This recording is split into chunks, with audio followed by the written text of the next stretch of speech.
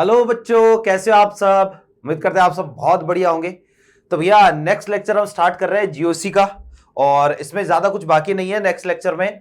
और आज हम जीओसी खत्म करेंगे, जीओसी का पार्ट खत्म कर लेंगे, है ना। फिर टॉटोमेरिज्म जो बचता है वो हम अगले लेक्चर से स्टार्ट करेंगे। तो बचा क्या है वो मैं बता देता हूं। लास्ट क्लास में हमने कार्बेनाइन की स्टेबिलिटी देख ली थी, थोड़ा बहुत बेसिक स्ट्रेंथ का कंसेप्ट था वो भी हमने लास्ट क्लास में कवर कर लिया था। तो आज की क्लास में बचा है स्टेबिलिटी ऑफ कार्बोकेटाइन और स्टेबिलिटी ऑफ फ्री रेडिकल। ये दो टॉपिक हम पढ़ने वाले हैं, बहुत ही आसान से टॉपिक है, अभी खत्म कर लेते हैं। तो चलो स्टार्ट करते हैं हम स्टेबिलिटी ऑफ कार्बोकेटाइन से। देखिएगा बहुत ही आसान सा काम है, स्टेबिलिटी ऑफ कार्बोकेटाइन। ठीक है, स्टेबिलिटी ऑफ कार्बोकेटाइन, है ना। देखो जरा कि कार्बोकेटाइन की स्टेबिलिटी हम कैसे चेक करेंगे। कार्बोकेटाइन क्या होता है? इलेक्ट्रॉन डेफिशिएंट मॉलिक्यूल होता है, इलेक्ट्रॉनों की उस पर कमी होती है। और भैया इलेक्ट्रॉन डेफिशिएंट मॉलिक्यूल है, इलेक्ट्रॉनों की कमी है, तो यहां पर हमारे पास कंडीशन ऐसी है कि जैसे CH2+, है ना, ये कोई कार्बोकेटाइन है और इस पर यहां कोई इलेक्ट्रॉन डोनर ग्रुप लगा है एक, तो है ना, इलेक्ट्रॉन डोनर ग्रुप। अब यार इलेक्ट्रॉन डोनर ग्रुप है तो देखो कि चार्ज कैसा है, पॉजिटिव चार्ज है। चार्ज कैसा भी हो, पिछली क्लास में भी बताया था, कार्बेनाइन की स्टेबिलिटी में बताया था, चार्ज कैसा भी हो मेरे भाई, चाहे पॉजिटिव चार्ज आ जाए चाहे नेगेटिव चार्ज आ जाए, ठीक है, चार्ज कैसा भी हो, यहां पर जो है हम बोलेंगे कि जितना ज्यादा होगा स्टेबिलिटी उतनी कम होगी। यहां पर पॉजिटिव चार्ज है तो पॉजिटिव चार्ज जितना ज्यादा होगा स्टेबिलिटी उतनी क्या होगी, कम होगी। तो यहां एक काम करते हैं, इलेक्ट्रॉन डोनर ग्रुप अगर हमने लगाया है, ये इसको क्या करेगा, इलेक्ट्रॉन देगा। अब ये तो इलेक्ट्रॉनों की कमी है, इसको तो इलेक्ट्रॉन चाहिए, और अगर इलेक्ट्रॉन डोनर इफेक्ट आपने लगा रखा तो वो क्या करेगा, उसको इलेक्ट्रॉन देगा। और भैया अगर इसको इलेक्ट्रॉन मिलेगा तो यहां पर मैं बोलूंगा पॉजिटिव चार्ज, है ना, पॉजिटिव चार्ज में क्या आएगी, कमी आएगी। और पॉजिटिव चार्ज अगर डिक्रीज होगा तो हम बोलेंगे कि स्टेबिलिटी क्या होगी, इंक्रीज होगी। तो ये तो स्टेबिलिटी इंक्रीज हुई, है ना। तो इलेक्ट्रॉन डोनर ग्रुप का मतलब हो गया +M वाला, या फिर +H वाला, या फिर +I वाला। यहीं पर कार्बेनाइन जब हमने बात करी थी तो वहां पर मैंने कहा था +H वाला कोई ग्रुप नहीं होगा। कार्बेनाइन में हम +H की बात नहीं करते हैं, हम हाइपर कॉन्जुगेशन की बात नहीं करते हैं। फिर दूसरी कंडीशन ऐसी है कि भैया हमारे पास जो है वो ये नॉर्मल CH2 कोई कार्बोकेटाइन है, और इस बार यहां पर कोई ऐसा ग्रुप लगा है जो कि इलेक्ट्रॉन विड्रॉवल ग्रुप है, कि ये इससे क्या कर लेगा, इलेक्ट्रॉन खींच लेगा। और अगर इससे ये इलेक्ट्रॉन विड्रॉ कर रहा है, इलेक्ट्रॉन खींच रहा है, तो भैया पहले से इस पर चार्ज डेंसिटी क्या है, पॉजिटिव, इलेक्ट्रॉनों की कमी है। और अगर आपने यहां पर कोई इलेक्ट्रॉन विड्रॉवल ग्रुप जोड़ दिया तो इसकी कमी, इसका पॉजिटिव चार्ज और क्या हो जाएगा, पहले से बढ़ जाएगा। और मेरे भाई अगर इसका पॉजिटिव चार्ज पहले से बढ़ गया, पहले से इंक्रीज हो गया, तो यहां पर हम बोलेंगे कि भाई पॉजिटिव चार्ज इस केस में इंक्रीज होगा। और चार्ज इंक्रीज होगा तो स्टेबिलिटी क्या होगी, स्टेबिलिटी डिक्रीज होगी। ठीक है, तो यहां पर जो है नेगेटिव वाला कोई group, electron withdrawal group -M -H या फिर -I वाला कोई ग्रुप यहां पर जुड़ा होगा, जो कि इसकी स्टेबिलिटी को क्या करेगा, कम करेगा। क्लियर है बात। तो कंक्लूजन क्या निकलता है, कंक्लूजन ये निकलता है कि कार्बोकेटाइन पर इलेक्ट्रॉन डोनर ग्रुप जितना ज्यादा होगा, इलेक्ट्रॉन डोनर ग्रुप जितना ज्यादा होगा, पॉजिटिव चार्ज जो है वो उतना ही कम होगा, स्टेबिलिटी उतनी ही ज्यादा होगी। ये हमारे पास फैक्ट है, ये पॉइंट है। आई होप मेरी बात समझ में आ गई होगी। क्लियर है। तो देखो जरा, क्या हमारे पास कंडीशन ऐसी है, एग्जांपल से बात स्टार्ट करते हैं। एक तो है जी मिथाइल कार्बोकेटाइन, एक हमारे पास इथाइल कार्बोकेटाइन, है ना, एक हमारे पास है आइसोप्रोपाइल कार्बोकेटाइन, ठीक है, और एक हमारे पास है टर्सरी ब्यूटाइल कार्बोकेटाइन, है ना। ये 3-4 कार्बोकेटाइन है। तो ध्यान से देखना जरा कि ये है 1 डिग्री, ये है 2 डिग्री, ये है 3 डिग्री कार्बोकेटाइन। ठीक है, अगर हमें स्टेबिलिटी ऑर्डर देखना है तो आप समझो जरा, स्टेबिलिटी के लिए यहां पर देखो इसका इफेक्ट कैसा लगेगा, +H लगेगा, 3 अल्फा हाइड्रोजन है। यहां पर जो इसके पास 6 अल्फा हाइड्रोजन है, यहां पर इसके पास जो कितने 9 अल्फा हाइड्रोजन हो गए, 9 alpha hydrogen.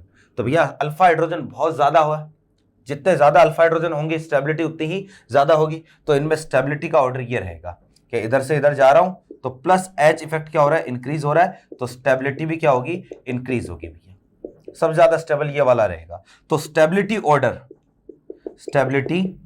Order of carbocation, तो कार्बोकेटाइन की स्टेबिलिटी ऑर्डर ये रहेगा, सबसे ज्यादा 3 डिग्री, फिर रहेगा 2 डिग्री, फिर 1 डिग्री, और सबसे कम स्टेबल रहेगा कौन सा, मिथाइल कार्बोकेटाइन। ये हमारे पास कार्बोकेटाइन की स्टेबिलिटी ऑर्डर है। कार्ब एनाइन का स्टेबिलिटी ऑर्डर जब मैंने बताया था तब भी मैंने आपको कहा था कि भाई कार्ब एनाइन का इससे उल्टा आता है, दोनों एक दूसरे के अपोजिट चलते हैं। वहां पर जो है यहाँ प्लस आई इफेक्ट बहुत ज्यादा है, और प्लस आई इफेक्ट होने की वजह से कार्ब एनाइन की स्टेबिलिटी क्या हो जाती है, डिक्रीज हो जाती है। तो ये हमारे पास एक सिंपल सा काम है। बाकी तो जो है वो जैसे कार्ब एनाइन की स्टेबिलिटी हमने चेक करी थी, ठीक वैसे बस इफेक्ट चेक करना है आपको, कहां पर कैसा इफेक्ट लग रहा है, केवल इतना चेक करना है ना। तो जैसे एग्जांपल के लिए हमारे पास ये कोई कार्बोकेटाइन है, यहां पर जैसे NO2 है, एक NO2 यहां है, और एक कंडीशन ऐसी है ये NO2 यहां है। अब यार स्टेबिलिटी ऑर्डर चेक करना है, तो आप देखो कि जो चीज अलग है, जो अलग होता है, जो डिफरेंट होता है, उसको चेक करना होता है। NO2 का इफेक्ट कैसा होता है मुझे पता है, NO2 का इफेक्ट होता है -I, बता रखा है मैंने आपको भी, -I इफेक्ट होता है, इसका भी -I इफेक्ट होता है। और जितना ज्यादा -I इफेक्ट होगा हमें पता है कार्बोकेटाइन की स्टेबिलिटी उतनी ही कम होगी। क्यों? क्योंकि यार ये तो पहले से पॉजिटिव चार्ज है और इससे इलेक्ट्रॉन विड्रॉ किए जा रहे हैं, इससे लगातार इलेक्ट्रॉन खींचे जा रहे हैं, तो इसका पॉजिटिव क्या हो रहा है, लगातार इंक्रीज हो रहा है। और मेरे भाई पॉजिटिव चार्ज जितना ज्यादा इंक्रीज होगा हम बोलेंगे स्टेबिलिटी उतनी कम होगी। तो मुझे बता दो इनमें से सबसे ज्यादा मैक्सिमम स्टेबल कार्बोकेटाइन कौन सा होगा, थर्ड वाला कार्बोकेटाइन मैक्सिमम स्टेबल होगा। फिर कौन सा होगा, सेकंड, और फिर कार्बोकेटाइन कौन सा है, first. This is the order of stability of carbocation. ये हमारे पास कार्बोकेटाइन की स्टेबिलिटी का ऑर्डर रहेगा। क्लियर है बात? फिर देखो जरा कि जैसे आपको कोई भी एग्जांपल दे दिया ना, आपको यही चेक करना है कि कहां कार्बोकेटाइन में रेजोनेंस ज्यादा है। रेजोनेंस वाला जो है वो ज्यादा स्टेबल होता है, ध्यान रखना। रेजोनेंस वाला हाइपर कॉन्जुगेशन वाले से भी ज्यादा स्टेबल होता है, ठीक है। तो जैसे आपको ये दे दिया CH2 डबल बॉन्ड CH, और ये है CH2 पॉजिटिव, ठीक है। एक कार्बोकेटाइन ये है CH3 CH2, और ये है CH2 पॉजिटिव। अब इन दोनों में से ज्यादा स्टेबल कौन सा होगा? भैया देखो कई बार कार्बोकेटाइन ऐसे आते हैं जो नाम के फॉर्म में लिखे जाते हैं, केवल नाम लिखा हुआ मिलेगा आपको। तो अगर ऐसी कंडीशन कहीं आती है तो इनका नाम भी ध्यान में रखना है। जैसे कि ये वाला कार्बोकेटाइन कॉमन नेम इसका होता है एलाइलिक कार्बोकेटाइन, तो इसका नाम जो है वो है अपने पास एलाइलिक कार्बोकेटाइन, ठीक है। और ध्यान रखना डबल सिंगल पॉजिटिव ये एलाइलिक कार्बोकेटाइन होता है। इन दोनों में से स्टेबल ज्यादा कौन सा होगा, एलाइलिक ज्यादा स्टेबल होगा। क्या कारण है एलाइलिक के स्टेबल होने का? कॉन्जुगेशन है, रेजोनेंस है ना। जैसे हमारे पास कंडीशन ऐसी है कि भैया CH2 ये CH और ये CH2 पॉजिटिव, एक ऐसी condition CH2 CH double bond CH और ये CH2 पॉजिटिव। अब देखो जरा इनमें अगर स्टेबिलिटी की बात करेंगे तो डबल सिंगल पॉजिटिव रेजोनेंस है, डबल सिंगल पॉजिटिव इसमें रेजोनेंस है। जितना ज्यादा रेजोनेंस स्टेबिलिटी उतनी ही ज्यादा। तो ज्यादा स्टेबल कौन सा होगा, सेकंड वाला जो है वो क्या होगा, ज्यादा स्टेबल होगा, ठीक है ना। देखो जी और हम एग्जांपल से इसको समझते हैं। कार्बोकेटाइन बहुत ज्यादा इंपॉर्टेंट है। आगे बहुत सारी रिएक्शंस जो है वो ऐसी होती है जिनमें इंटरमीडिएट कार्बोकेटाइन बनता है। मैं एक चीज बता देता हूं, आपके बहुत सारी रिएक्शन, सबसे ज्यादा रिएक्शन ऐसी मिलेंगी जिनमें कार्बोकेटाइन इंटरमीडिएट होगा। फिर जो है बहुत सारी रिएक्शन ऐसी मिलेगी जिनमें फ्री रेडिकल जो है ना वो इंटरमीडिएट होगा। कुछ रिएक्शन ऐसी मिलेगी जिनमें कार्ब एनाइन इंटरमीडिएट होगा, है ना। तो इनकी स्टेबिलिटी चेक करना जो है वो आपको आनी ही चाहिए। तो कार्बोकेटाइन तो इनमें से सबसे ज्यादा कॉमन है और सबसे ज्यादा जो है वो आपको ज्यादातर रिएक्शन में कार्बोकेटाइन देखने को मिलेगा, है ना। जब भी बात करेंगे हम इंटरमीडिएट के आगे, जब रिएक्शन मैकेनिज्म स्टार्ट करेंगे तो जो है ये टॉपिक बहुत ही ज्यादा काम में आएगा आपके। जैसे हमारे पास जो है वो कोई कार्बोकेटाइन है ना। जैसे ये कार्बोकेटाइन आपको दे दिया, एक ये है, एक ये कार्बोकेटाइन है, और मेरे भाई एक ये कार्बोकेटाइन है। अब पूछ लिया कि स्टेबिलिटी ऑर्डर क्या होगा, तो पहले चेक कर लो कॉन्जुगेशन है या नहीं है। कॉन्जुगेशन नहीं है तो फिर alpha hydrogen hyperconjugation check करो। तो यहां पर देखना जरा, इसके पास अल्फा हाइड्रोजन कितने हैं, इसके पास केवल एक अल्फा हाइड्रोजन है, केवल एक अल्फा हाइड्रोजन। इसके पास अल्फा हाइड्रोजन तो ये अल्फा है, ये अल्फा है, ये अल्फा है, तो इसके पास 7 अल्फा हाइड्रोजन हो गए, 2 यहां 2 यहां 3 यहां। इसके पास चेक करो, ये अल्फा हो गया और ये अल्फा हो गया, तो इसके पास अल्फा हाइड्रोजन कितने हो गए, 3 अल्फा हाइड्रोजन हो गए। 3 यहां है, 7 यहां है, 1 यहां है। तो अगर आप स्टेबिलिटी ऑर्डर चेक करोगे, स्टेबिलिटी, तो स्टेबिलिटी हम कैसे कंपेयर करें, सबसे ज्यादा स्टेबल जो है वो कौन सा रहेगा, सेकंड, सेकंड के बाद में कौन सा रहेगा, थर्ड, और थर्ड के बाद में स्टेबिलिटी में कौन रहेगा, फर्स्ट वाला जो स्टेबल रहेगा। मतलब इनमें से सबसे कम स्टेबल है, ठीक है। फिर देखो जी एक एग्जांपल की बात हम यहां पर करते हैं, CH2 डबल बॉन्ड CH और ये CH positive, CH double bond CH2। एक तो ये है कार्बोकेटाइन, एक हमारे पास कार्बोकेटाइन ये है, ठीक है। अगर इन दोनों कार्बोकेटाइन में हम स्टेबिलिटी की बात करें तो यहां पर जो है वो स्टेबिलिटी ऑर्डर ये रहेगा कि भैया देखो जरा, double single positive, double single positive, यहां तो क्रॉस कॉन्जुगेशन है, यहां लॉन्गर कॉन्जुगेशन, या तो ऐसे चेक करो या ऐसे चेक करो कि भैया देखो इस पर इसका माइनस आई इफेक्ट लगेगा और इसका भी माइनस आई इफेक्ट लगेगा, जबकि यहां पर माइनस आई जो है वो कम है थोड़ा सा, है ना, डिस्टेंस ज्यादा हो गई इस वाले CH2 डबल बॉन्ड CH की, है ना, डिस्टेंस ज्यादा, तो माइनस आई क्या हो गया, कम, और माइनस आई अगर कम है तो हम बोलेंगे स्टेबिलिटी यहां ज्यादा रहेगी। ये एक एग्जांपल हो गया। फिर देखो और एग्जांपल देखते हैं। कार्बोकेटाइन की स्टेबिलिटी बहुत ज्यादा इंपॉर्टेंट है, मैं वापस से बोल रहा हूं आपको। जैसे एक तो ये है, एक जो है वो आपको ये वाला दे दिया कोई एग्जाम्पल, और एक एग्जाम्पल जो है वो कोई ये वाला दे दिया, ठीक है। अब इन तीनों में आपको स्टेबिलिटी ऑर्डर चेक करना है, करते हैं। देखो जरा कि भैया डबल सिंगल पॉजिटिव, ये तो एलाइलिक कार्बोकेटाइन है, डबल सिंगल पॉजिटिव रेजोनेंस वाला allylic carbocation, double single positive, यार ये भी एलाइलिक कार्बोकेटाइन है, डबल सिंगल सिंगल, ये रेजोनेंस वाला नहीं है, इसका मतलब थर्ड वाला तो सबसे लिस्ट स्टेबल हो जाएगा। फर्स्ट और सेकंड में कैसे चेक करें, तो भैया इनमें देखो इतना पार्ट तो कॉन्जुगेशन का है, ये वाला तो कॉन्जुगेशन हो गया, ठीक है। अब मैंने आपको यह कहा था कि कॉन्जुगेटेड सिस्टम से डायरेक्टली अटैच कार्बन अल्फा होता है। अब इस कॉन्जुगेटेड सिस्टम से डायरेक्टली अटैच जितने भी वो सारे अल्फा होंगे, तो यहां पर देखना जरा, इसको अल्फा कंसीडर कर सकते हैं, इसको मान सकते हैं, इसको मान सकते हैं, तो टोटल इसके पास देखना कितने अल्फा हाइड्रोजन हो गए, 2 2 4 4 और 3 7, इसके पास 7 अल्फा हाइड्रोजन है। इसके पास देखो जरा, ये अल्फा है और ये अल्फा है, इसके पास केवल 3 अल्फा हाइड्रोजन है, तो सबसे ज्यादा स्टेबल फर्स्ट हो जाएगा, फिर कौन सा हो जाएगा सेकंड, फिर कौन सा हो जाएगा थर्ड। ये हमारे पास कार्बोकेटाइन की स्टेबिलिटी का ऑर्डर। और देखो जरा, और भी बहुत सारे एग्जाम्पल हैं, ऐसे ही चेक करना है आपको कार्बोकेटाइन की स्टेबिलिटी, ठीक है। कि भाई कई बार कंडीशन ऐसी आती है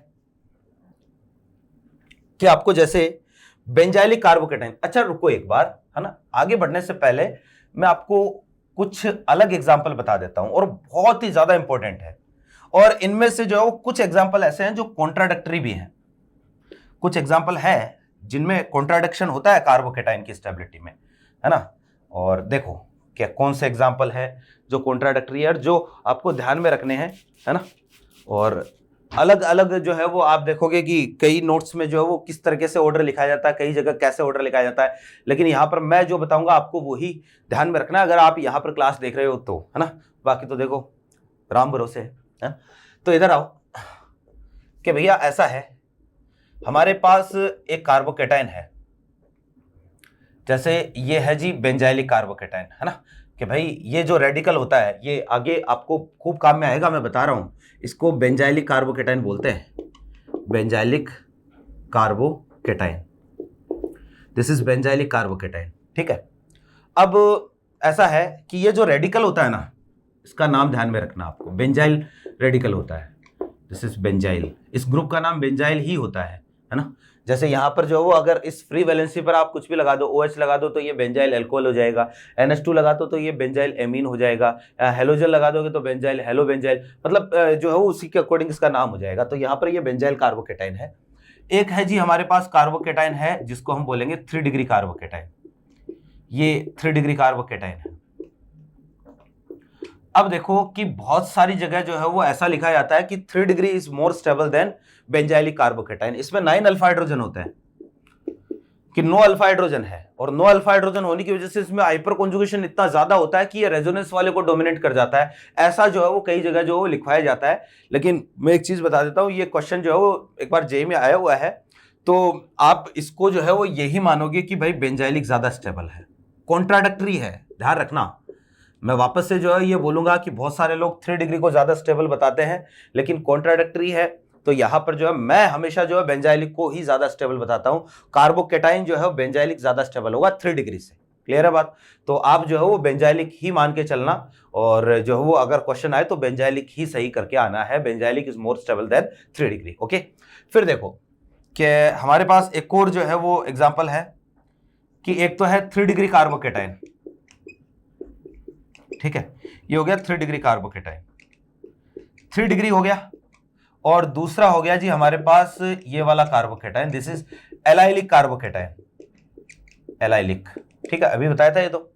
तो एलाइलिक और 3 डिग्री में से ज्यादा स्टेबल कौन सा होगा? तो मैंने बता रखा है कि पहले रेजोनेंस को प्रेफरेंस देनी है, फिर आपको हाइपर कॉन्जुगेशन को, फिर एच इफेक्ट को प्रेफरेंस देनी है। ये हमारा प्रेफरेंस का ऑर्डर है। तो यहां तो रेजोनेंस स्टेबलाइज्ड है, ये जो है ये कार्बोकेटाइन जो है किससे है? ये हाइपर कॉन्जुगेशन से स्टेबलाइज्ड है। 9 अल्फा हाइड्रोजन है इसके पास, तो भैया इन दोनों में से ये ज्यादा स्टेबल होना चाहिए, लेकिन ये 3 डिग्री ज्यादा स्टेबल होता है। ध्यान रखना, बहुत इंपॉर्टेंट एग्जांपल है कि बिना रेजोनेंस वाला भी ज्यादा स्टेबल हो सकता है। 3 डिग्री जो है वो यहां पर ज्यादा स्टेबल होगा। एलाइलिक और 3 डिग्री में से ज्यादा स्टेबल कौन सा? 3 डिग्री। और रीजन इसका कि यार इसके पास अल्फा हाइड्रोजन बहुत ज्यादा है, 9 अल्फा हाइड्रोजन, 9 अल्फा हाइड्रोजन है, बहुत ज्यादा हाइपर कॉन्जुगेशन होगा, जिसकी वजह से ये वाला रेजोनेंस पर क्या कर जाएगा? डोमिनेट कर जाएगा यहां पर। क्लियर है बात? तो यहां जो है वो हम बोलेंगे this is called extension, extension in hyper conjugation. ठीक है, तो भैया ये है अपने पास। और फिर देखो जरा एक दो हम और केस देखते हैं। अच्छा देखो कि अगर मैं कंपेयर करूं बेंजाइलिक और एलाइलिक, तो मुझे बताओ ज्यादा स्टेबल कौन सा होगा? सीधी सी बात है, बेंजाइलिक ही ज्यादा स्टेबल होगा, है ना। बेंजाइलिक 3 डिग्री से ज्यादा स्टेबल है, 3 डिग्री एलाइलिक से ज्यादा स्टेबल है, तो इन दोनों में ज्यादा स्टेबल कौन होगा? बेंजाइलिक ही ज्यादा स्टेबल होगा। ज्यादा कॉन्जुगेशन नहीं, यहां पर कॉन्जुगेशन रेस्पेक्टिवली कम है। ठीक है, फिर देखो जी, एक हमारे पास कंडीशन ऐसी है, एक तो है CH3 और CH2 कार्बोकेटाइन, एक है हमारे पास CH3 की जगह मैं कर देता हूं यहां CD3, और ये है CH2 कार्बोकेटाइन। ठीक है, अब यार इन दोनों में से ज्यादा स्टेबल कौन होगा?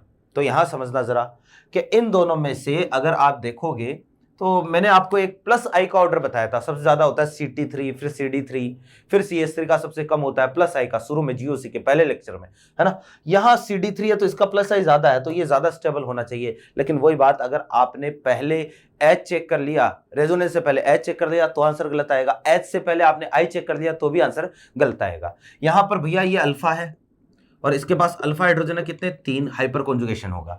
ये अल्फा है, इसके पास अल्फा ड्यूटेरियम है कितने? 3, यहां पर भी हाइपर कॉन्जुगेशन होगा। काम तो वही है, अल्फा हाइड्रोजन जो काम करता है वही अल्फा ड्यूटेरियम काम करेगा, क्योंकि हाइड्रोजन और ड्यूटेरियम तो आइसोटोप है ना आपस में। तो यहां पर देखो जी, यहां जब हाइपर कॉन्जुगेशन चलेगा ना, तो हमारे पास कंडीशन ऐसी आएगी, कौन सा बॉन्ड ब्रेक होगा? कार्बन हाइड्रोजन बॉन्ड ब्रेक होगा, ये वाला बॉन्ड जो इधर आएगा। यहां जब हाइपर कॉन्जुगेशन चलेगा तो कौन सा बॉन्ड ब्रेक होगा? यहां कार्बन ड्यूटेरियम बॉन्ड ब्रेक होगा, ये वाला बॉन्ड ब्रेक होगा, ये वाला इधर आएगा। तो हाइपर कॉन्जुगेशन जब इनमें चला, यहां पर जो हाइपर कॉन्जुगेशन है इसमें कार्बन ड्यूटेरियम बॉन्ड ब्रेक हो रहा है। अगर मैं बात करूं ना बॉन्ड स्ट्रेंथ की, बॉन्ड स्ट्रेंथ, तो मेरे भाई सबसे ज्यादा बॉन्ड स्ट्रेंथ कार्बन ट्राइटियम, फिर कार्बन ड्यूटेरियम, फिर होता है कार्बन हाइड्रोजन। कार्बन हाइड्रोजन की बॉन्ड स्ट्रेंथ सबसे कम होती है। अब ये वाला बॉन्ड जितनी आसानी से ब्रेक होगा कार्बन हाइड्रोजन का, ठीक है, उतनी ही आसानी से हाइपर कॉन्जुगेशन चलेगा। यहां कार्बन ड्यूटेरियम का बॉन्ड जो इसके कंपैरिजन में आसानी से ब्रेक नहीं होगा, तो हाइपर कॉन्जुगेशन स्लो चलेगा। तो इस कंपाउंड में slow hyper conjugation, slow hyper conjugation. ठीक है, तो इसमें जो हाइपर कॉन्जुगेशन है वो कैसा है? स्लो है, कम है। और यहां पर रेस्पेक्टिवली हाइपर कॉन्जुगेशन कैसा है? फास्ट है। तो इसलिए जो है वो यहां पर हम बोलेंगे कि ये वाला जो कंपाउंड है ना, ये इसके कंपैरिजन में ये वाला कार्बोकेटाइन ज्यादा स्टेबल है। स्टेबिलिटी का ऑर्डर ये रहेगा, stability, this is the order of stability. Okay, clear है बात? मेरे ख्याल से बात समझ में आ गई होगी। देखो जरा एक और एग्जांपल हम लेते हैं इस पे, ऐसा ही सेम टू सेम कंसेप्ट यहां पर लगेगा। जैसे मान लो ये CH2 बेंजाइलिक कार्बोकेटाइन है, यहां पर जोड़ रखा है CH3, और एक जो है वो हमारे पास ये बेंजाइलिक कार्बोकेटाइन है और यहां पर जोड़ रखा है CD3। अब इनमें चेक करते हैं, तो भैया ये पोजीशन कौन सी है? ये है अपने पास पैरा पोजीशन, और पैरा पोजीशन पर यहां पर आपको पता है इसका इफेक्ट होगा कैसा? प्लस H, और यहां पर इसका भी इफेक्ट कैसा होगा? प्लस H होगा। पैरा पर इफेक्ट होता है कैसा? Plus H। तो प्लस H और प्लस H इफेक्ट है। यहां इन दोनों में से अगर हम बात करें ना, इन दोनों में से ज्यादा स्टेबल, तो वो यहां स्लो हाइपर कॉन्जुगेशन है, इसमें स्लो हाइपर कॉन्जुगेशन, और स्लो हाइपर कॉन्जुगेशन होने के कारण ज्यादा स्टेबल कौन सा होगा? ये वाला ज्यादा स्टेबल होगा। ये हाइपर कॉन्जुगेशन ज्यादा है ना, तो इसलिए ये ज्यादा स्टेबल होगा। लेकिन देखना जरा कि क्या होगा अगर ये दोनों ग्रुप मैं मेटा पर लगा दूं। देखो जी,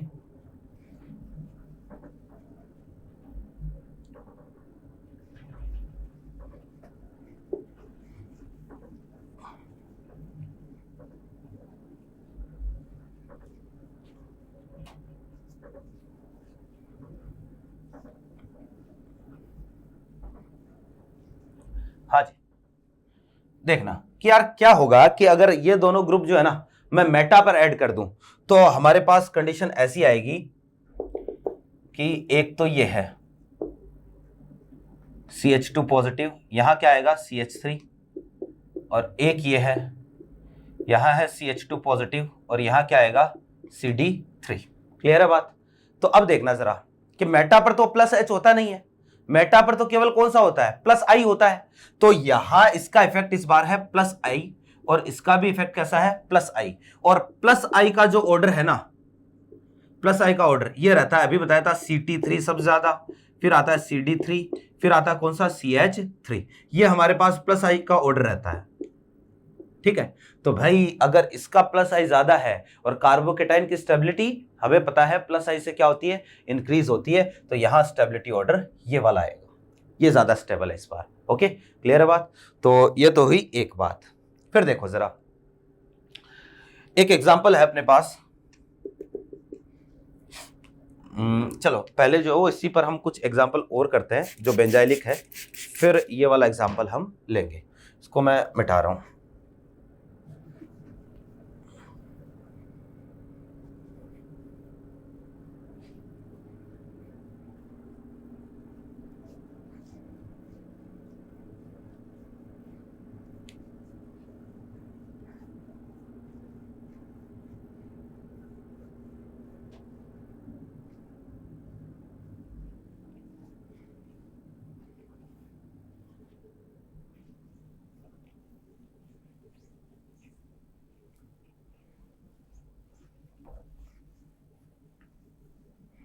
हाँ जी, ऐसा है कि जैसे मैं 2-4 कार्बोकेटाइन लिख रहा हूं भैया, इनमें स्टेबिलिटी चेक करो, कोई जल्दबाजी नहीं है, आराम से वीडियो पॉज करो और पॉज करने के बाद जो है ना चेक करना कौन सा कम स्टेबल है कौन सा ज़्यादा स्टेबल है। बहुत ही आसान सा काम है, कोई मुश्किल नहीं है। अब तक अगर आपने जीओसी की सारी क्लासें अटेंड करी है ना, ईमानदारी से अटेंड करी है, तो इस तरीके के सवाल आपके लिए चुटकियों का खेल होगा। ठीक है, चेक करना, देखें यहां पर स्टेबिलिटी ऑर्डर,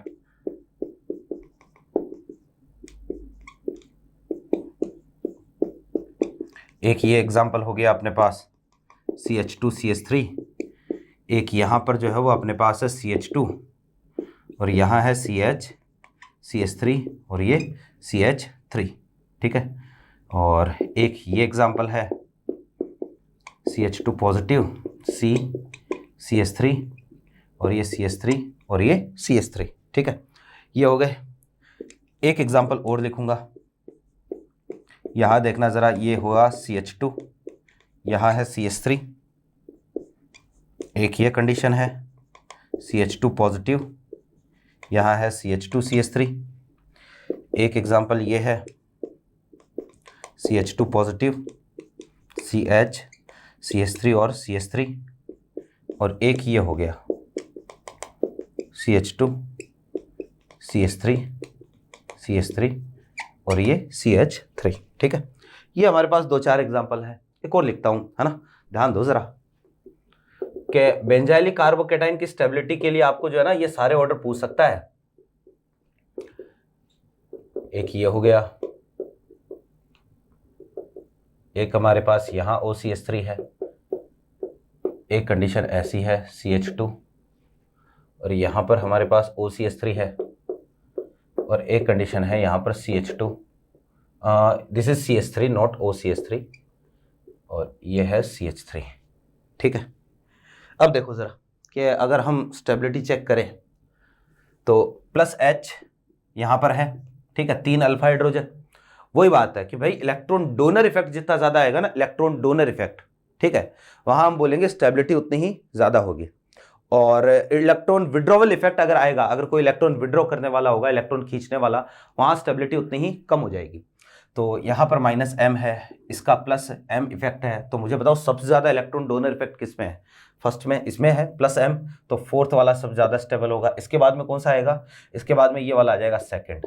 भैया देखो इसमें तो कोई इलेक्ट्रॉन दे नहीं रहा है, लेकिन कोई खींच भी तो नहीं रहा है, यहां इलेक्ट्रॉन खींचने वाला लगा है तो स्टेबिलिटी क्या रहेगी, रेस्पेक्टिवली कम रहेगी। तो फिर फर्स्ट और थर्ड वाला सबसे लेस स्टेबल, ये रहेगा जी स्टेबिलिटी ऑर्डर। क्लियर है? यहां चेक करते हैं। अब देखो ये पैरा पोजीशन है और पैरा पर आई से पहले आपको एच चेक करना है, आई इफेक्ट इंडक्टिव इफेक्ट से पहले एच चेक करना है। तो यहां पर जो अपने पास 3 अल्फा हाइड्रोजन प्लस एच, यहां 2 अल्फा हाइड्रोजन प्लस एच, यहां 1 अल्फा हाइड्रोजन प्लस एच और यहां 0 अल्फा हाइड्रोजन। ठीक है, ये हमारे पास कंडीशन है। तो सबसे ज्यादा प्लस एच कहां है, पहले में, तो पहला सबसे ज्यादा स्टेबल होगा। यहां स्टेबिलिटी ऑर्डर ये रहेगा, फर्स्ट, सेकंड, फिर थर्ड, फिर कौन सा रहेगा, fourth. This is the order of stability, है ना। अब यहां अगर आपने क्या किया कि प्लस एच से प्लस आई चेक कर लिया, तो यार प्लस आई तो यहां सबसे ज्यादा होता है ना। एल्काइल ग्रुप के केस में इंडक्टिव इफेक्ट जो होता है वो कार्बन की संख्या बढ़ने के साथ बढ़ता है, तो यहां पर प्लस आई सबसे ज्यादा होगा, तो ये ज्यादा स्टेबल आ जाएगा, जो कि गलत है। नीचे वाले में देखो पोजीशन कौन सी है, ये पोजीशन है मेटा, और हमें पता है कि मेटा पर हाइपर कॉन्जुगेशन नहीं होता, मेटा पर मेसोमेरिक इफेक्ट नहीं होता, तो यहां पर केवल कौन सा होता है, इंडक्टिव इफेक्ट होता है। इसका इफेक्ट कैसा, प्लस आई प्लस आई प्लस आई, और यहां पर भी इफेक्ट कैसा, प्लस आई। और प्लस आई इफेक्ट जितना ज्यादा होगा हम बोलेंगे स्टेबिलिटी उतनी ही ज्यादा होगी कार्बोकेटाइन की। इस बार प्लस आई सबसे ज्यादा इसमें है। क्यों है इसमें, क्योंकि भैया कार्बन ज्यादा है, तो इसलिए सबसे ज्यादा स्टेबल फोर्थ, फिर आएगा कौन सा, थर्ड, फिर आएगा सेकंड, और सबसे लेस स्टेबल कौन सा होगा, first. This is the order of stability. I hope मेरी बात आपके समझ में आ गई होगी। ठीक है, फिर देखो लास्ट वो चेक करते हैं। यहां मुझे OCH3 का इफेक्ट बताओ। भैया जी पैरा पोजीशन है प्लस एम, यहां पर मेटा पर माइनस आई। OCH3 ऐसा ग्रुप है जिसका प्लस एम के साथ माइनस आई इफेक्ट होता है, लेकिन माइनस आई तो तभी होगा, यहां पर देखो माइनस आई यहां पर भी होगा, लेकिन माइनस आई यहां चेक नहीं करना है क्योंकि एम को ज्यादा प्रेफरेंस देनी है। यहां पर एम होगा ही नहीं, मेटा पर मेसोमेरिक इफेक्ट नहीं होता है, तो माइनस आई। यहां पर इसका इफेक्ट प्लस एच और इसका इफेक्ट प्लस आई। बताओ सबसे ज्यादा स्टेबल कौन सा, फर्स्ट। इलेक्ट्रॉन डोनर इफेक्ट जितना ज्यादा होगा स्टेबिलिटी उतनी ही ज्यादा होगी। फिर इसके बाद में कौन सा आएगा, थर्ड, थर्ड के बाद में कौन सा आएगा, फोर्थ, और सेकंड वाला सबसे लिस्ट स्टेबल होगा। This is the order of stability of carbocation. I hope मेरी बात आपके समझ में आ गई होगी। ठीक है, फिर देखो जरा एक दो और एग्जाम्पल देखते हैं, बहुत इंपॉर्टेंट एग्जाम्पल है, देखना कि कंडीशन ऐसी है। ये कोई एग्जाम्पल है,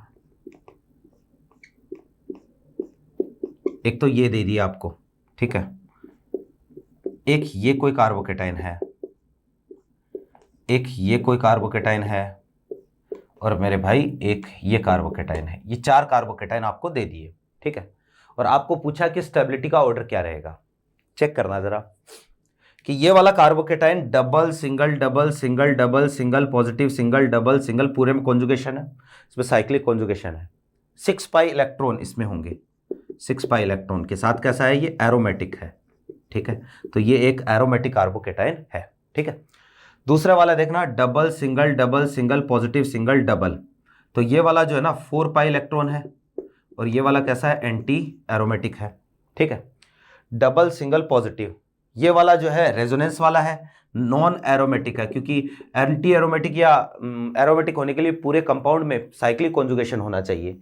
इसमें ये वाला भी कैसा है, नॉन एरोमेटिक कॉन्जुगेशन है ही नहीं। स्टेबिलिटी ऑर्डर क्या रहता है, सबसे ज्यादा स्टेबल एरोमेटिक, बहुत ज्यादा स्टेबल होता है। फिर इसके बाद में कौन सा, नॉन एरोमेटिक आएगा।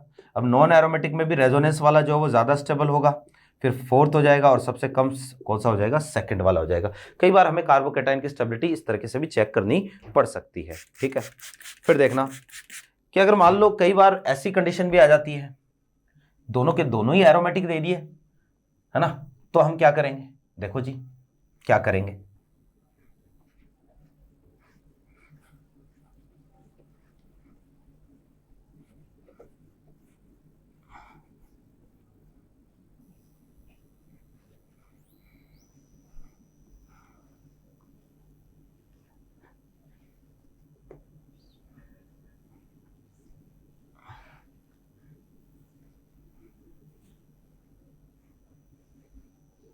हाँ भैया देखो कि ऐसी कंडीशन आ जाएगी कई बार कि यार दोनों के दोनों ही एरोमेटिक हो, जैसे कि ये वाला एग्जांपल, और एक एग्जांपल है ये वाला। अब ये भी जो है वो 6 पाई इलेक्ट्रॉन होने के साथ कैसा है, एरोमेटिक, और ये वाला 2 पाई इलेक्ट्रॉन के साथ कैसा है, एरोमेटिक। तो यार दोनों के दोनों ही एरोमेटिक आ गए तो ज्यादा स्टेबल ये वाला हो गया, है ना। रिंग में स्ट्रेन क्या है, रिंग में स्ट्रेन कम है, तो इसलिए स्टेबिलिटी क्या हो जाएगी, ज्यादा हो जाएगी, ठीक। फिर देखो एक पॉइंट है टॉटोमेरिज्म। ओ, टॉटोमेरिज्म कहां से आ गया? पॉइंट ये है कि भैया positive charge is unstable on bridge head carbon, ठीक है। कि ब्रिज हेड कार्बन पर पॉजिटिव चार्ज हाईली अनस्टेबल होता है, हाईली अनस्टेबल होता है। अब देखना क्यों होता है अनस्टेबल, अरे ये ब्रिज हेड कार्बन क्या होता है ना। पहले मैं इसका रीजन लिख देता हूं, because sp2 hybridization is not possible on bridgehead atom, ठीक है। कि यार ब्रिज हेड एटम पर जो है ना sp2 हाइब्रिडाइजेशन पॉसिबल नहीं है। जैसे हमारे पास कंडीशन ऐसी है,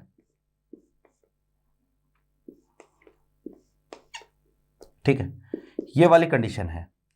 अब ये जो कार्बन होता है ना, देखो ये 3 डिग्री कार्बन है, ये भी 3 डिग्री कार्बन है, और ये बाईसाइक्लो कंपाउंड है, एक बाईसाइक्लो कंपाउंड। तो ये बाईसाइक्लो कंपाउंड में जो कार्बन होता है, जो 3 डिग्री कार्बन होता है, जो दोनों रिंग को फ्यूज करने के काम में आता है। यहां दोनों रिंग जो है फ्यूज हुई है, यहां से जुड़ी हुई है ना। तो ये जो अपने पास कार्बन होते हैं दोनों, ये क्या है, ये है ब्रिज हेड, ठीक है। और इसको हम बोलते हैं this is bridge head carbocation, है ना। मान लो यहां पर पॉजिटिव नहीं है तो भी इनको ब्रिज हेड बोलेंगे। तो ये ब्रिज हेड होता है। अब देखना कि ब्रिज हेड पर कौन कौन सी कंडीशन अनस्टेबल होती है, समझिएगा कि यार जो ब्रिज हेड होता है यहां कौन कौन सी कंडीशन जो है वो हाईली अनस्टेबल है। ब्रिज हेड पर कभी भी sp2 हाइब्रिडाइजेशन नहीं हो सकता। देखना कैसे नहीं हो सकता, कि हमारे पास कंडीशन यूं है, एग्जांपल समझो कि एक तो ये कंडीशन है कि ब्रिज हेड पर पॉजिटिव चार्ज। अच्छा, जरूरी नहीं है कि यहां पर मैंने जो जैसे ये एक बड़ी वाली रिंग 6 मेंबर की है और छोटी वाली 5, ये कंपाउंड ही ब्रिज हेड नहीं है, और भी हो सकते हैं बाईसाइक्लो कंपाउंड, है ना, जिनमें रिंग में नंबर ऑफ मेंबर या ब्रिज में कार्बन की संख्या अलग अलग हो सकती है, ठीक है। तो ये कंपाउंड है एक। तो यहां पर देखो हाइब्रिडाइजेशन कौन सा, sp2। फिर एक ये वाला कंपाउंड है, यहां पर डबल बॉन्ड आ गया, यहां पर भी हाइब्रिडाइजेशन कौन सा है, sp2। एक ये वाला कंपाउंड है, मान लो यहां ओड इलेक्ट्रॉन, फ्री इलेक्ट्रॉन आ गया, तो भी हाइब्रिडाइजेशन कौन सा है, sp2। मैंने बताया था आपको पिछली क्लास में कि यार जो फ्री रेडिकल होता है उस पर भी हाइब्रिडाइजेशन कौन सा है, sp2 होता है। एक ये कंडीशन है, ठीक है, यहां नेगेटिव, यहां हाइब्रिडाइजेशन कौन सा है, sp3। ये हमारे पास 4 कंडीशन है। इन चारों में से ये 3 जो है वो क्या है, अनस्टेबल है, अनस्टेबल, ठीक है। और ये वाला जो है ना, जो कार्ब एनाइन है, यहां नेगेटिव चार्ज है ना, ये this is negative carb A9, ये रेस्पेक्टिवली स्टेबल है, इनसे स्टेबल है, ठीक है, ये स्टेबल है, ये वाले तीनों के तीनों अनस्टेबल है। अब कारण क्या है, तो कारण ये है, देखना जरा कि यार ये रिंग जो है ना, रिंग का एंगल ऐसे है, रिंग ऐसे है, और अगर sp2 आया तो sp2 में तो प्लेनर होती है ज्योमेट्री, तो ये जो है वो प्लेनर होना चाहिएगा, और प्लेनर होते ही रिंग क्या हो जाएगी, ब्रेक हो जाएगी, रिंग में स्ट्रेन हो जाएगा, रिंग में ज्यादा तनाव आ जाएगा, स्ट्रेन ज्यादा हो जाएगा, और स्ट्रेन होते ही जो रिंग ऐसे होगी, प्लेन में आएगी, प्लेन में आते ही रिंग क्या हो जाएगी, ब्रेक हो जाएगी, ठीक है ना। तो ये कंडीशन होती है, इसको हम एक मॉडल से समझते हैं। देखना जरा, हमें देखो जरा कि जैसे ये कंडीशन है, ये सेम टू सेम जो है ना, ये वाली कंडीशन है।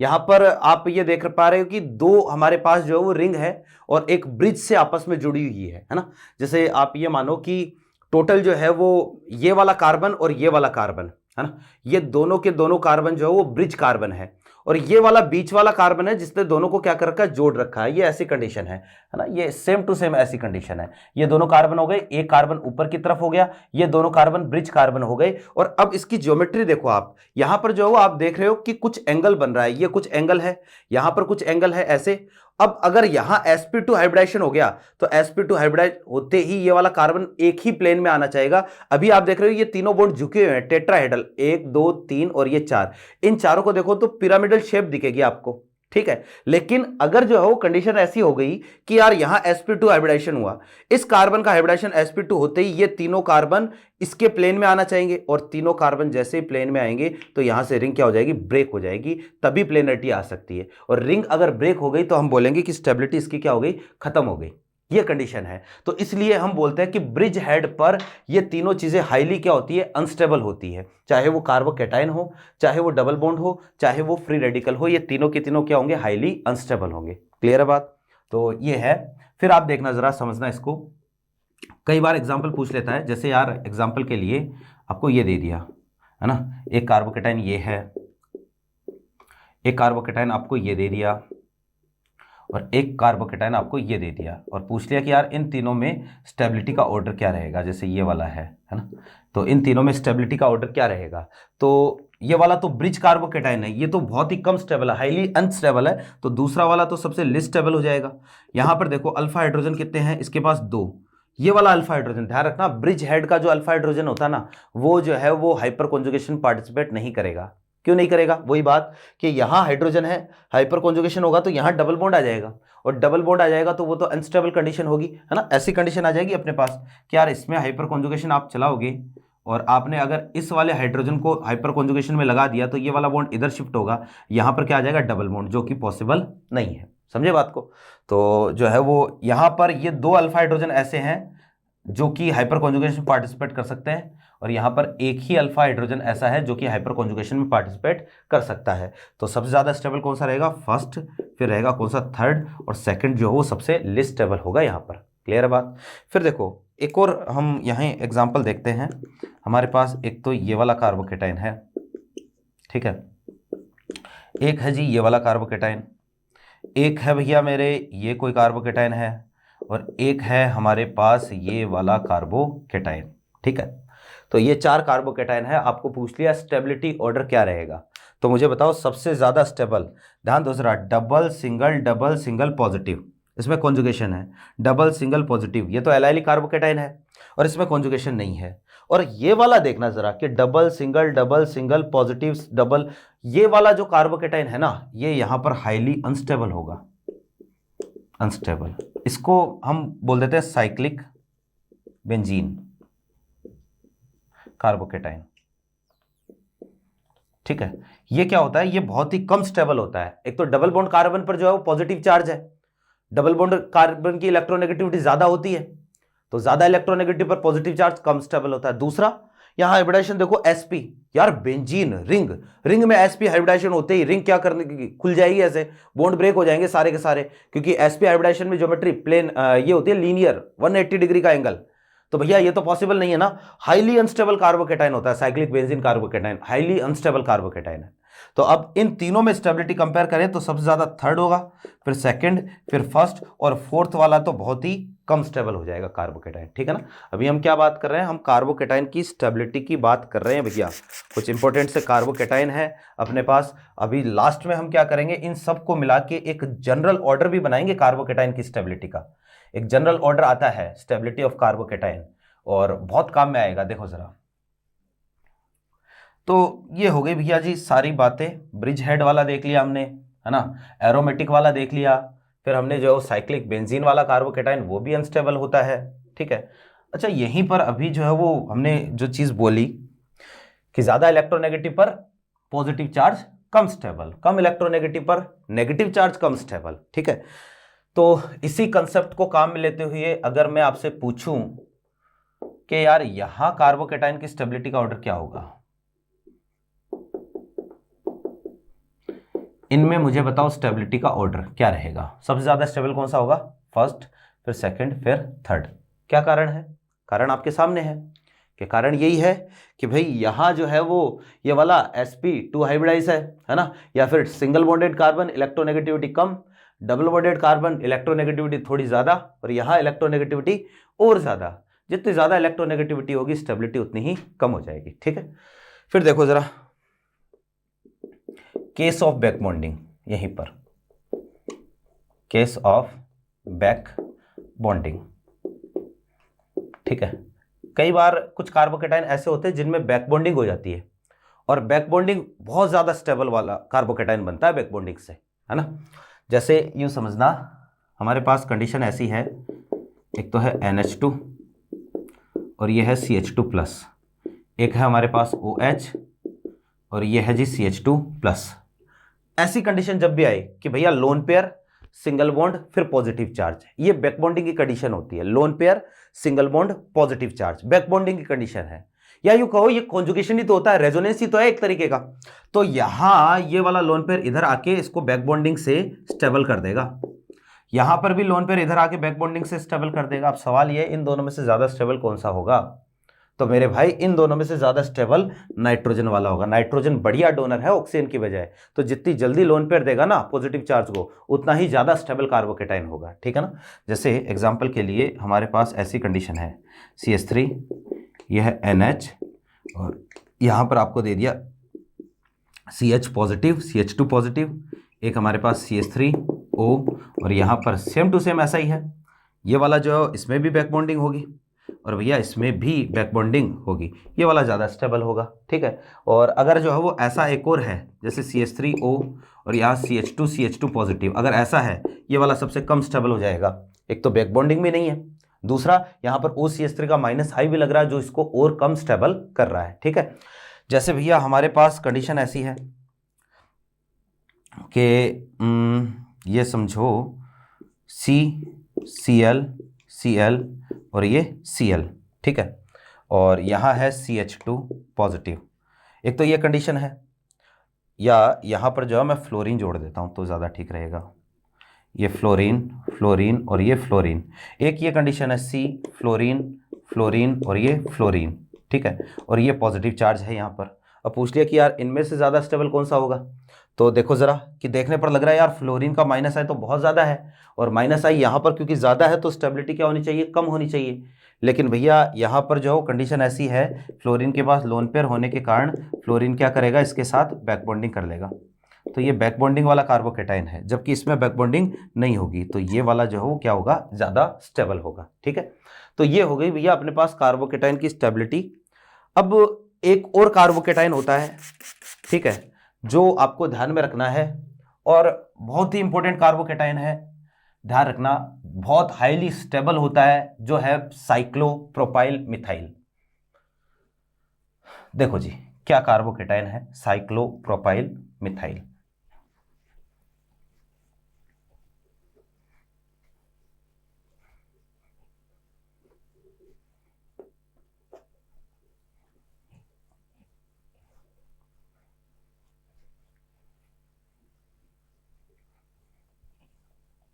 हाँ भैया, एक कार्बोकेटाइन है साइक्लोप्रोपाइल मिथाइल, इसको शॉर्ट में मैं बोलूंगा CPM, है ना, कार्बोकेटाइन, ठीक है। या यहां पर जो है इस कंपाउंड में sigma single bond positive charge conjugation, या भाई कई जगह कई लोग इसको जो है वो डांसिंग रेजोनेंस का कंसेप्ट भी बोलते हैं, डांसिंग रेजोनेंस। हालांकि ये है कि किसी स्टैंडर्ड बुक में जो डांसिंग रेजोनेंस नाम का कोई वर्ड आपको मिलता नहीं है, लेकिन फिर भी लिखते हैं लोग कि डांसिंग रेजोनेंस होता है। लेकिन क्या है ये चीज समझना कि एक कार्बोकेटाइन अपने पास, ये वाला कार्बोकेटाइन है, मुझे बताओ क्या इसमें कोई कॉन्जुगेशन है, नहीं है, रेजोनेंस की कोई कंडीशन है, नहीं है, ठीक है, तो कोई कॉन्जुगेशन नहीं है, कोई रेजोनेंस नहीं है ना, लेकिन फिर भी इसमें जो है ना एक तरीके से इलेक्ट्रॉनों का डीलोकलाइजेशन होता है बिना रेजोनेंस के, तो इसलिए इसको सिग्मा पॉजिटिव कॉन्जुगेशन जो है वो भी बोल सकते हो, बिल्कुल हाइपर कॉन्जुगेशन के जैसा सा कंसेप्ट है, लेकिन उससे थोड़ा सा अलग है। देखो जरा क्या होगा कि यार 3 मेंबर की रिंग है, हम तो सोचते हैं कि 3 मेंबर की रिंग है और ये वाला पॉजिटिव चार्ज है, सिंगल मतलब 1 डिग्री है, तो ये रिंग में भी स्ट्रेंथ ज्यादा है और 1 डिग्री भी है कार्बोकेटाइन, तो बहुत कम स्टेबल होगा, लेकिन ये हाईली स्टेबल कार्बोकेटाइन है, बहुत ज्यादा स्टेबल होता है ना। और क्या कारण होता है इसकी स्टेबिलिटी का, तो आप खुद देखना, हम एक चीज बोलते हैं कि यार चार्ज का डिस्ट्रीब्यूशन, कार्बोकेटाइन की स्टेबिलिटी का कंसेप्ट क्या है कि चार्ज ज्यादा होगा तो स्टेबिलिटी क्या हो जाएगी, कम। और ये चार्ज का डिस्ट्रीब्यूशन जो है ना वो जितना ज्यादा होगा, है ना, चार्ज अगर डिस्ट्रीब्यूट हो गया तो स्टेबिलिटी क्या हो जाएगी, बढ़ जाएगी ना। रेजोनेंस में ये तो होता है, क्या होता है, डिस्ट्रीब्यूशन ऑफ चार्ज होता है, चार्ज डिस्ट्रीब्यूट हो जाता है जिसकी वजह से स्टेबिलिटी जो है वो क्या होती है, बढ़ती है। यहां ऐसा ही कुछ है कि भैया ये जो है वो क्या करेगा कि क्योंकि रिंग में स्ट्रेन ज्यादा है, तो रिंग जो है, दूसरी कंडीशन ऐसी कि ये पॉजिटिव चार्ज जो है वो क्या करेगा, इन सिग्मा बॉन्ड के इलेक्ट्रॉनों को अपनी ओर अट्रैक्ट करेगा। और रिंग में स्ट्रेन ज्यादा है तो ये बॉन्ड जो है ना आसानी से क्या हो जाएगा, यहां से ब्रेक हो जाएगा। और जैसे ही बॉन्ड ब्रेक होगा तो इस कंपाउंड की एक हमारे पास स्ट्रक्चर बनेगी कि यहां तो आ जाएगा डबल बॉन्ड और पॉजिटिव चार्ज यहां, या फिर अगर ये वाला बॉन्ड ब्रेक होता है तो हमारे पास कंडीशन ऐसी आ जाएगी, यहां तो डबल बॉन्ड आ जाएगा और पॉजिटिव चार्ज यहां। यही है अपने पास डांसिंग रेजोनेंस, कि इसको जो है लगातार ये कभी इधर कभी इधर कभी इधर कभी इधर, ये लगातार जो है वो चलता रहता है। और जितना ज़्यादा डांसिंग रेजोनेंस होगा स्टेबिलिटी क्या होती है, बहुत ही उतनी ही ज़्यादा होगी। तो ये हाईली स्टेबल है, हाईली स्टेबल कार्बोकेटाइन। ठीक है, तो ये है डांसिंग रेजोनेंस कंपाउंड में। अच्छा, जितने ज़्यादा सीपीएम ग्रुप होंगे ना, साइक्लोप्रोपाइल मिथाइल ग्रुप होंगे, हम बोलेंगे कार्बोकेटाइन की स्टेबिलिटी उतनी ही ज़्यादा होगी। जैसे एग्जाम्पल के लिए आप ये मानो, ये हमारे पास है एक सीपीएम का केस, फिर यहां पर आ गया CH और ये 2 सीपीएम ग्रुप, और फिर हमारे पास एक ये वाला है एग्जाम्पल। तो यहां इन तीनों में स्टेबिलिटी ऑर्डर क्या रहेगा, ये वाला स्टेबिलिटी ऑर्डर अपने पास रहेगा। उसमें 3 सीपीएम है, इसमें 2 सीपीएम है, इसमें केवल 1 सीपीएम है। क्लियर है बात। तो ये हमारे पास कुछ एक जनरल से एक स्टेबिलिटी, मतलब कुछ एक जनरल से कार्बोकेटाइन है। अब देखना एक स्टेबिलिटी ऑर्डर है, ठीक है, और स्टेबिलिटी ऑर्डर जो कि आपको ध्यान में रखना है, और जनरल ऑर्डर है स्टेबिलिटी का, कि इन सबको मिक्स करके कोई सवाल पूछ ले, मान लो एक कार्बोकेटाइन बैक बॉन्डिंग वाला दे दिया, एक आपको बेंजाइलिक दे दिया, एक सीपीएम दे दिया, एक ब्रिज हेड दे दिया, एक एरोमेटिक दे दिया, तो अब कैसे हम स्टेबिलिटी को कंपेयर करें, है ना, कि सबसे ज्यादा स्टेबल कौन सा होगा, सीपीएम का नंबर कहां रखें, कितने नंबर पर इसको रखें, सीक्वेंस क्या रहेगा, प्रेफरेंस ऑर्डर क्या रहेगा। तो इसके लिए आपको एक जनरल ऑर्डर ध्यान में रखना है जी, जो कार्बोकेटाइन की स्टेबिलिटी के लिए जो है वो हम लिखते हैं, और इसको हम आगे खूब काम में लेंगे। यहां से डायरेक्टली क्वेश्चन भी पूछ सकता है आपको, है ना। तो देखो जनरल ऑर्डर,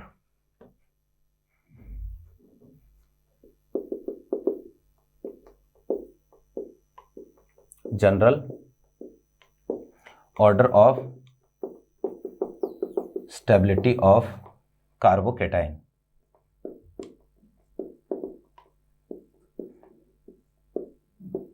ठीक है, कि भाई कार्बोकेटाइन की स्टेबिलिटी का जनरल ऑर्डर क्या होगा। तो समझना जरा कि भाई सबसे ज्यादा स्टेबल जो कार्बोकेटाइन होते हैं ना, एरोमेटिक सबसे ज्यादा स्टेबल होते हैं, एरोमेटिक बहुत ज्यादा स्टेबल होते हैं। ठीक है, तो एरोमेटिक कार्बोकेटाइन सबसे ज्यादा स्टेबल होते हैं। मैंने यहां पर ये वाला एरोमेटिक बनाया है, इससे ज्यादा स्टेबल जैसे 7 कार्बन वाला, वो इससे भी ज्यादा स्टेबल हो जाएगा। तो सबसे ज्यादा प्रेफरेंस आपको देनी है एरोमेटिक। एरोमेटिक के बाद में जो है वो अपने पास ट्राइफिनाइल कार्बोकेटाइन, ठीक है, ये इस तरीके का जो कार्बोकेटाइन है ना, ये ज्यादा स्टेबल होगा। क्या कारण है, बहुत ज्यादा रेजोनेंस होने के कारण ये ज्यादा स्टेबल होता है। इसके बाद में हमारे पास आता है जी बैक बॉन्डिंग वाला कार्बोकेटाइन, NH2CH2, बैक बॉन्डिंग वाला। ठीक है, कि भाई सबसे पहले एरोमेटिक को प्रेफरेंस देनी है, फिर बैक बॉन्डिंग को प्रेफरेंस देनी है। तो बैक बॉन्डिंग वाला जैसे एक ये हो गया अपने पास, ये बैक बॉन्डिंग वाला कार्बोकेटाइन है। ठीक है, फिर इसके बाद में जो है वो सीपीएम, देख लो जरा कि सीपीएम इतना ज्यादा स्टेबल होता है, ये सीपीएम। ठीक है, सीपीएम कार्बोकेटाइन याद रखने का तरीका ये रहेगा कि ए से एरोमेटिक, फिर बी से बैक बॉन्डिंग, फिर सी से सीपीएम। ये तो है एक जनरल ऑर्डर। ठीक है, अब इसके आगे के जो है वो कंसेप्चुअल है, वो आप याद भी रख सकते हो, है ना। तो सीपीएम के बाद में जो है वो ध्यान रखो बेंजाइलिक कार्बोकेटाइन, रेजोनेंस वाला। बेंजाइलिक के बाद में मैंने बताया था 3 डिग्री कार्बोकेटाइन, ये भी स्टेबल होता है ना। 3 डिग्री के बाद में जो है वो होता है एलाइलिक कार्बोकेटाइन, ये लो एलाइलिक कार्बोकेटाइन 3 डिग्री, और एलाइलिक में से ज्यादा स्टेबल 3 डिग्री होता है, एक्सटेंशन इन हाइपर कॉन्जुगेशन के कारण। ठीक है, फिर इसके बाद में बाकी जितने भी बच गए, ये 2 डिग्री कार्बोकेटाइन हो गया, है ना। फिर ये जो है वो अपने पास इथाइल कार्बोकेटाइन हो गया। ठीक है, तो ये तो हुई एक बात, इथाइल तक ठीक है, फिर मिथाइल आ जाएगा ना। अब इसके आगे जो है वो स्टेबिलिटी ऑर्डर क्या रहेगा, तो आपको ये ध्यान में रखना है कि लास्ट में जो अनस्टेबल कार्बोकेटाइन की कैटेगरी में जो आएंगे वो हमारे पास आएगा ये cyclic benzene, cyclic benzene carbocation, ठीक है। फिर इसके बाद में हमारे पास आएगा भैया जी जो ब्रिज हेड वाले हैं, ये ब्रिज हेड, ब्रिज हेड बहुत ही कम स्टेबल होते हैं। और भाई लास्ट में जो है वो आते हैं एंटी एरोमेटिक। लो ये क्या है, एंटी एरोमेटिक, एंटी एरोमेटिक। तो एंटी एरोमेटिक तो हमेशा सबसे कम स्टेबल होते हैं, सबसे लेस स्टेबल होते हैं कार्बोकेटाइन। ये एक जनरल ऑर्डर है स्टेबिलिटी का, आप नीचे से भी ध्यान में रखो। तो एंटी एरोमेटिक ए, फिर बी, और फिर क्या है सी। ये लो जी, ये एक सीक्वेंस हो गई कि भैया ऊपर से स्टेबिलिटी का ऑर्डर भी क्या है एबीसी, और नीचे से अनस्टेबिलिटी का ऑर्डर भी क्या है एबीसी। सबसे ज्यादा अनस्टेबल एंटी एरोमेटिक, इससे थोड़ा सा स्टेबल ब्रिज हेड, और इससे थोड़ा सा स्टेबल जो है कौन सा है, साइक्लिक बेंजीन कार्बोकेटाइन। हालांकि ये कार्बोकेटाइन जो है वो कभी किसी रिएक्शन में नहीं बनेंगे, क्योंकि ये सारे के सारे हाईली क्या है, अनस्टेबल है, तो कभी किसी रिएक्शन में बनने की पॉसिबिलिटी इनकी न के बराबर, एकदम जीरो है। समझे बात को। तो ये है भैया कार्बोकेटाइन की स्टेबिलिटी, है ना। उम्मीद करते हैं सारी चीजें सारी अच्छे से आपके समझ में आई होगी, कैसे स्टेबिलिटी चेक करने हैं। खूब सारे एग्जाम्पल हमने देख लिए, कोई भी बुक उठा के आप देख लो, सारे एग्जाम्पल आपके बन जाने हैं, ठीक है ना। बहुत ही अच्छे से जो वो आप अब चीजों को सॉल्व कर लोगे, ऐसी मैं उम्मीद करता हूं, ठीक है। अब देखो एक ही बाकी है, और वो है स्टेबिलिटी ऑफ फ्री रेडिकल। खत्म करते हैं बात को। भाई फ्री रेडिकल में ज्यादा जोर आएगा नहीं वैसे आपको, क्यों नहीं आएगा, क्योंकि भाई सेम टू सेम कार्बोकेटाइन के जैसा ही है। फ्री रेडिकल भी इलेक्ट्रॉन डेफिशिएंट मॉलिक्यूल है, और हमारा कार्बोकेटाइन भी इलेक्ट्रॉन डेफिशिएंट मॉलिक्यूल है ना। तो दोनों की स्टेबिलिटी एक ही तरह से हम चेक करेंगे। तो स्टेबिलिटी ऑफ फ्री रेडिकल, ठीक है, तो सेम एज कार्बोकेटाइन, बिल्कुल वैसे ही चेक करोगे। कार्बोकेटाइन में तो फिर भी कहीं कहीं पर कुछ एक्सेप्शनल चीजें थी, फ्री रेडिकल में ऐसा कुछ नहीं है ना। डायरेक्टली जो कंसेप्ट है, पहले एम चेक करना है, फिर एच चेक करना है, फिर आई चेक करना, बिल्कुल वही कंसेप्ट है। जैसे एग्जांपल के लिए CH3 फ्री रेडिकल हो गया, CH3CH2 फ्री रेडिकल हो गया, फिर CH3CH और ये CH3 फ्री रेडिकल हो गया, CH3C CH3 और ये CH3 फ्री रेडिकल हो गया। ये 9 अल्फा हाइड्रोजन, ये 6 अल्फा हाइड्रोजन, ये 3 अल्फा हाइड्रोजन, है ना। तो ये हमारे पास कंडीशन है। तो स्टेबिलिटी जो है सबसे ज़्यादा किस में होगी, स्टेबिलिटी ऑर्डर, स्टेबिलिटी ऑर्डर सबसे ज़्यादा स्टेबल कौन सा होगा, 3 डिग्री, फिर रहेगा 2 डिग्री, फिर 1 डिग्री, और लास्ट में मिथाइल फ्री रेडिकल ये सबसे लिस्ट स्टेबल होगा, ठीक है। ये 1 डिग्री है, ये 2 डिग्री है, ये 3 डिग्री है। सेम टू सेम जो हो कार्बोकेटाइन का भी यही ऑर्डर आया था, अभी हमने देखा, ठीक है। तो बिल्कुल वैसा ही है, आपको कुछ ज़्यादा इसमें सोचना है नहीं। जैसे कोई भी फ्री रेडिकल आपको दे दिया, जैसे ये फ्री रेडिकल है एक, तो एक मेरे भाई ये फ्री रेडिकल दे दिया, एक भैया जी ये फ्री रेडिकल कोई है, स्टेबिलिटी चेक करनी है, फ्री रेडिकल है, अल्फा हाइड्रोजन चेक कर लो, है ना। जैसे ये अल्फा, ये अल्फा, ये अल्फा, 7 अल्फा हाइड्रोजन इसके पास हो गए। यहाँ पर केवल एक अल्फा है, तो अल्फा हाइड्रोजन एक है। यहाँ ये अल्फा है, ये अल्फा है, अल्फा हाइड्रोजन कितने हो गए, 3 हो गए। तो स्टेबिलिटी का ऑर्डर पहला, फिर तीसरा, फिर कौन सा रहेगा, दूसरा। ये स्टेबिलिटी ऑर्डर है, बहुत ही आसान सा काम है। हाँ, जैसे आपको ये वाला कोई दे दिया, ठीक है, एक ये कोई अपने पास फ्री रेडिकल है, एक फ्री रेडिकल ये है, और भैया मेरे एक फ्री रेडिकल आपको ये दे दिया, और एक फ्री रेडिकल जो है वो आपके पास ये वाला है, ठीक है। ये 4 है। चेक करते हैं स्टेबिलिटी, क्या करेंगे, वही अल्फा हाइड्रोजन चेक करेंगे। यहाँ अल्फा हाइड्रोजन कितने हैं, ये वाला कार्बन हो गया अल्फा, तो अल्फा हाइड्रोजन केवल एक। यहाँ पर देखो ये अल्फा, ये अल्फा और ये अल्फा, अल्फा हाइड्रोजन कितने हैं, 7 है। यहाँ पर देखो ये अल्फा, अल्फा और ये अल्फा, 2 2 4, 4 और 1 5, 5 अल्फा हाइड्रोजन है। और इसके बाद देखो अल्फा और ये अल्फा, अल्फा हाइड्रोजन कितने हैं, केवल 3 है। तो स्टेबिलिटी ऑर्डर सबसे ज़्यादा सेकंड, फिर आएगा कौन सा, थर्ड, फिर फोर्थ, और फर्स्ट वाला सबसे लिस्ट स्टेबल हो जाएगा। ये कंडीशन है अपने पास, है ना। तो सेम टू सेम वही है, और बाकी जो है इसमें आपको वैसे ही चेक करना, क्योंकि दोनों के दोनों इलेक्ट्रॉन डेफिशिएंट मॉलिक्यूल होते हैं। तो ठीक वैसे ही चेक करना है जैसे कार्बोकेटाइन में चेक किया था, कोई इसमें एक्सेप्शन चीज़ें नहीं होगी, ठीक है ना। फिर इसके बाद देखो ज़रा कि यहां से ये स्टेबिलिटी का ऑर्डर से ज़्यादा इंपॉर्टेंट जो है ना, एक छोटा सा टॉपिक है, और वो है bond strength of carbon hydrogen bond.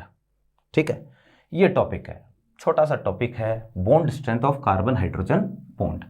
देखिएगा क्या है ये टॉपिक।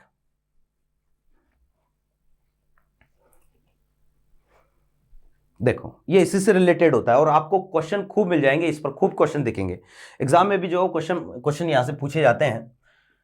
देखो जी, stability of free radical and bond strength of carbon hydrogen bond. ठीक है, लास्ट अपने पास टॉपिक है ये। तो stability of free radical and bond strength of carbon hydrogen bond, देखना क्या है कि भाई bond strength, carbon hydrogen bond strength, ये जो है ये इनवर्सली प्रोपोर्शनल होती है स्टेबिलिटी ऑफ फ्री रेडिकल के, ऑफ फ्री रेडिकल। ठीक है, अब क्या है ये, इसको हम एग्जांपल समझते हैं। ठीक है, जैसे एग्जांपल के लिए आपको एक कंपाउंड दे दिया मैंने CH3C, यहां हाइड्रोजन है मान लो HA, इसको मैंने HA लेबल कर रखा है, CH2CH, यहां पर हाइड्रोजन है HB, CH2, यहां हाइड्रोजन है HC। ठीक है, अब मैंने आपको पूछ लिया कि मुझे बताओ कि कौन से वाले हाइड्रोजन, कार्बन हाइड्रोजन की बॉन्ड स्ट्रेंथ ज्यादा है और कहां पर कार्बन हाइड्रोजन की बॉन्ड स्ट्रेंथ कम है। तो देखने पर लग रहा है कि यार तीनों कार्बन हाइड्रोजन बॉन्ड ही तो है, तो तीनों की बॉन्ड स्ट्रेंथ सेम होनी चाहिए, लेकिन ऐसा नहीं होता है। यहां पर जो है वो आपको क्या करना, अगर ऐसा क्वेश्चन आए जहां पर आपको पूछे कि कार्बन हाइड्रोजन बॉन्ड की बॉन्ड स्ट्रेंथ का ऑर्डर पूछ ले, है ना, तो आप क्या करोगे, एक एक हाइड्रोजन हटाओ, A B C तीनों को हटाओ एक एक करके और वहां पर फ्री रेडिकल बनाओ। जैसे मैं सबसे पहले एक को हटाता हूं, B और C को एज इट इज रखो, है ना। तो जैसे ये फ्री रेडिकल यहां पर बना, एक को हटाया तो CH2, और ये वाला जो है वो HB है, इसको आप नॉर्मल कर दो, हमें कोई दिक्कत नहीं है, CH2 कर दो और ये CH3 कर दो, है ना। जैसे B को हटाओ तो CH3, और यहाँ पर जो है वो CH, इसको सेम आप लिख सकते हो CH2, और यहाँ पर फ्री रेडिकल बन जाएगा ये CH3, और फिर आप हटाओ किसको, लास्ट वाले को, तो बाकी दो को जो है वो आप नॉर्मली लिख सकते हो CH2 और यहाँ जाएगा CH2 और ये फ्री रेडिकल, ये तीन फ्री रेडिकल अपने पास बने। अब आप सोचो इन तीनों में अगर मैं स्टेबिलिटी ऑर्डर देखूं, स्टेबिलिटी, मुझे बताओ सबसे ज्यादा स्टेबल फ्री रेडिकल इनमें से कौन सा है, ये वाला। कितने अल्फा हाइड्रोजन है, 8 अल्फा हाइड्रोजन। इसके पास कितने हैं, इसके पास 5 अल्फा हाइड्रोजन, और इसके पास कितने हैं, 2 अल्फा हाइड्रोजन है। ठीक है, तो हमारे पास कंडीशन फर्स्ट सबसे ज्यादा स्टेबल है, फिर कौन सा, सेकंड, फिर थर्ड। ये फ्री रेडिकल की स्टेबिलिटी का ऑर्डर है। अब देखो यार, ये फ्री रेडिकल अगर सबसे ज्यादा स्टेबल है तो जल्दी बनेगा, और जल्दी बनेगा इसका मतलब ये बॉन्ड आसानी से इजीली ब्रेक होगा इन तीनों में से। ये वाला जो फ्री रेडिकल सबसे कम स्टेबल है, इसका मतलब आसानी से नहीं बनेगा, और आसानी से नहीं बनेगा इसका मतलब इस बॉन्ड को ब्रेक करने में जोर आएगा। इसलिए हमने बोला कि यार जो कार्बन हाइड्रोजन बॉन्ड स्ट्रेंथ है ना, ये स्टेबिलिटी ऑफ फ्री रेडिकल के इनवर्सली प्रोपोर्शनल आती है, कि जितनी ज्यादा स्टेबिलिटी होगी फ्री रेडिकल की, कार्बन हाइड्रोजन बॉन्ड स्ट्रेंथ उतनी ही कम होगी, कार्बन हाइड्रोजन बॉन्ड एनर्जी उतनी ही कम होगी, उस बॉन्ड को ब्रेक करने में उतना ही कम जोर आएगा। समझे बात को। जैसे एक एग्जांपल या क्वेश्चन के फॉर्म में लिख लेते हैं, ये कोई है ना, यहां पर दे दिया HA, ये दे दिया HB, और यहां पर दे दिया HC, है ना। तो मैंने पूछा कि ऑर्डर ऑफ बॉन्ड स्ट्रेंथ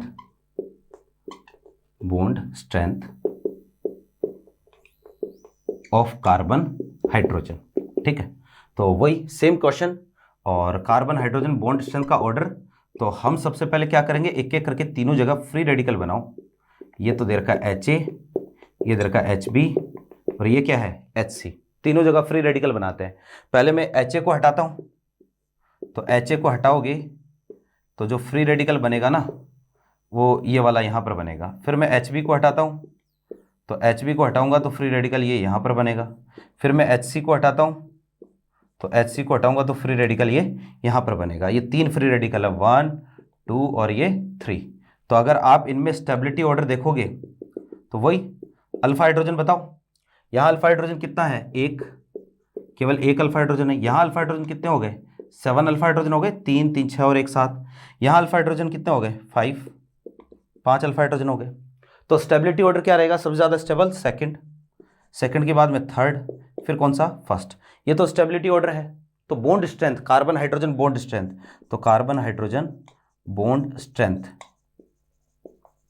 बताओ कि यार सबसे ज्यादा बॉन्ड स्ट्रेंथ किसकी, ये फ्री रेडिकल सबसे ज्यादा स्टेबल है, तो इसका मतलब सबसे जल्दी बनेगा, यानी कि सबसे आसानी से ब्रेक होगा, यानी कि सबसे कम बॉन्ड स्ट्रेंथ इसकी रहेगी। कार्बन HB बॉन्ड सबसे कम स्टेबल होगा, कम कम बॉन्ड स्ट्रेंथ वाला होगा।